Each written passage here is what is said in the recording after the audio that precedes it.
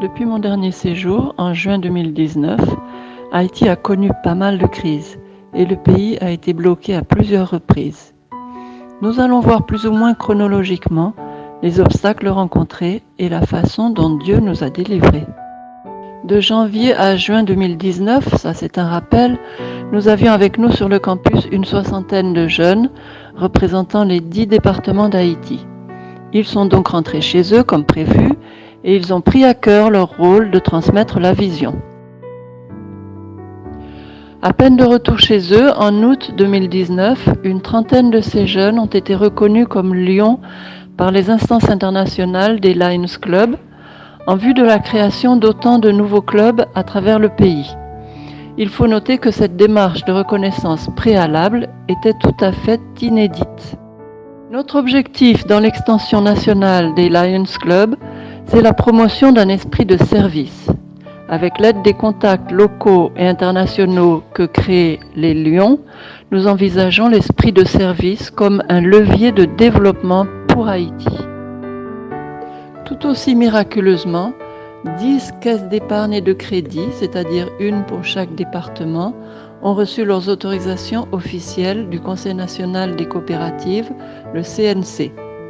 Cette reconnaissance, d'autant plus dans les temps troublés que vit Haïti, a été l'aboutissement d'une série de rencontres providentielles. Cependant, tandis que nos jeunes continuaient de s'activer dans leurs départements respectifs, le pays se fermait petit à petit. Les manifestations ont été déclenchées par la mise en lumière de l'affaire Petro-Caribé, un scandale de corruption financière à grande échelle. Un bon nombre de dirigeants, dont le président de la République, ont été indexés dans ce détournement de fonds.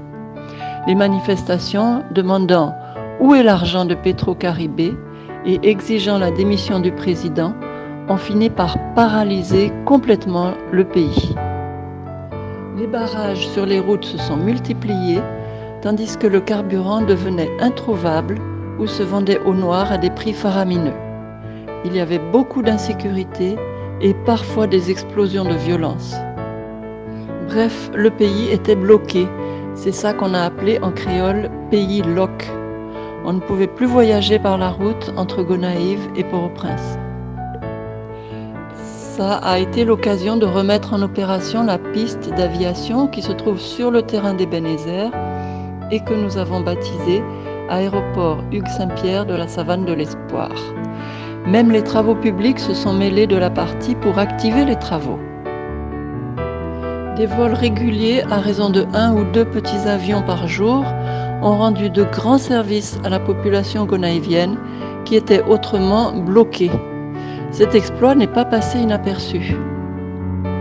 C'est ainsi que notre groupe musical haïtiano-américain One Voice a pu profiter de la piste et de 2 avions pour prendre son vol pour Port-au-Prince et de là partir pour une tournée de chant aux États-Unis en plein pays loc, sans oublier l'obtention miraculeuse des visas pour tout le groupe.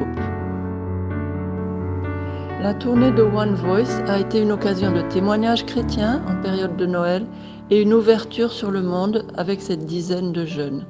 Leur performance à Disney World a été très réussie et la tournée d'une manière générale a engendré de nombreux contacts positifs pour la mission Ebenezer. Pendant le pays loc, les écoles étaient pour la plupart fermées, donc durant presque tout le premier trimestre de l'année scolaire. Les écoles ont pu rouvrir de janvier à mars 2020. Finalement, tout le monde était bien content de reprendre en janvier, même si la crise politique n'avait toujours pas trouvé de solution.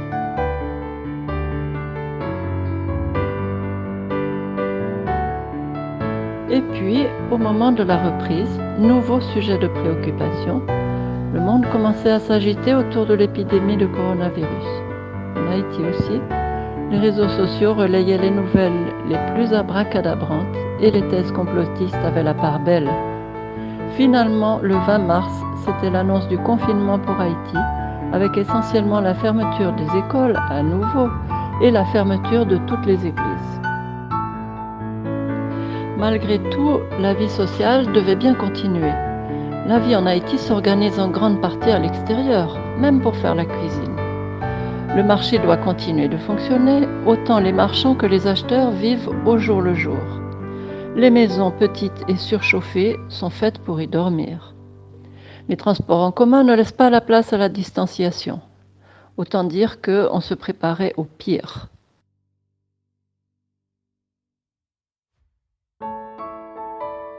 Eh bien, Dieu est celui qui ouvre les portes. Comme le journal Le Point a pu l'écrire au mois de juin, coronavirus en Haïti, l'heureuse surprise d'une faible virulence. C'est vrai, il y a bien une épidémie de fièvre qui se propage à l'échelle nationale, mais peu de personnes s'attardent à demander un test et jusqu'ici, les chiffres officiels montrent très peu de mortalité. Quelle que soit l'explication scientifique de la faible virulence, nous la comprenons, nous, comme une réponse de Dieu à la prière.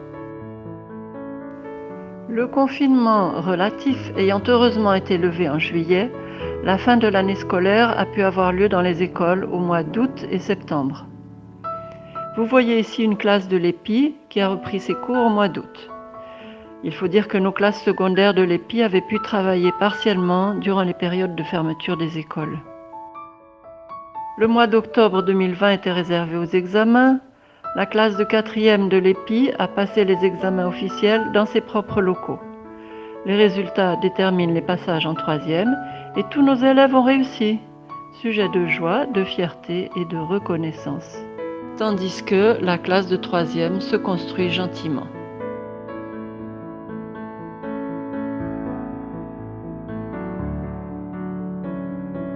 À la maison d'enfants, le couple Marc et Cherline Cornet est toujours fidèle au poste. Cherline se réjouit des progrès réalisés par les enfants, aussi bien à l'école qu'à la maison, et elle dit toute sa reconnaissance pour l'aide que vous leur apportez régulièrement. Les enfants grandissent, les plus petits ont maintenant 8-9 ans, et l'aîné a atteint sa majorité. Les jeunes filles sont parfaitement capables de faire à manger pour toute la maison, et pas seulement elles d'ailleurs. Tous les enfants participent d'une manière ou d'une autre aux différents travaux, à l'intérieur ou à l'extérieur, selon leurs capacités et leur goût. Les garçons aussi s'épanouissent. Les 2 plus grands ont été transférés à la maison de la famille Morisset où se trouvent d'autres gars pour les encadrer et ils ont l'air contents.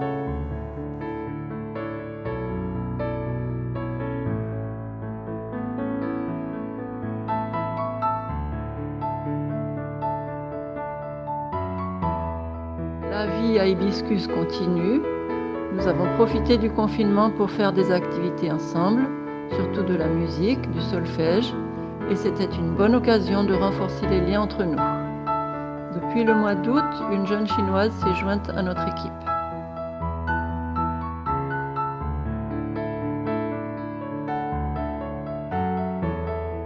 Avec toutes ces démonstrations de l'action de Dieu parmi nous, nous savons que Dieu ne nous a ni oubliés ni abandonnés. Et nous avons confiance que Haïti vivra. C'est devenu notre motto. Haïti vivra est en train de devenir un mouvement à l'échelle nationale. Pour reprendre les mots du pasteur Morisset, le mal haïtien réside dans notre mentalité. Nous faisons face à une crise identitaire. Nous devons pallier à la dysfonctionnalité des institutions et au manque de vision chez les leaders.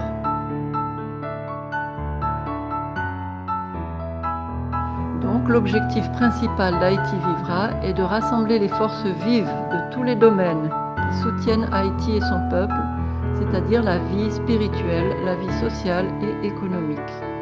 Haïti Vivra représente toutes les valeurs historiques, sociales et culturelles du pays. Haïti Vivra regroupe des institutions et des organisations.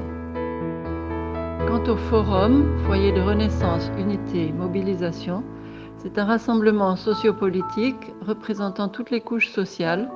Il regroupe quant à lui des personnes. Le Forum utilise l'expression Haïti Vivra comme un cheval de bataille et un slogan. Haïti Vivra s'appuie sur le Forum pour toucher tous les coins et recoins d'Haïti. Les deux ensemble, Haïti Vivra et Forum, visent à mettre à disposition de la population un paquet de services dans les domaines techniques, financiers, éducatifs, etc.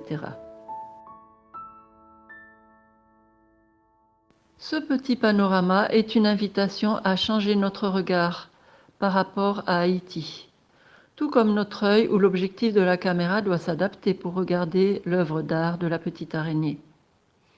Le royaume de Dieu ne vient pas de manière à frapper les regards, mais il vient, il est au milieu de nous.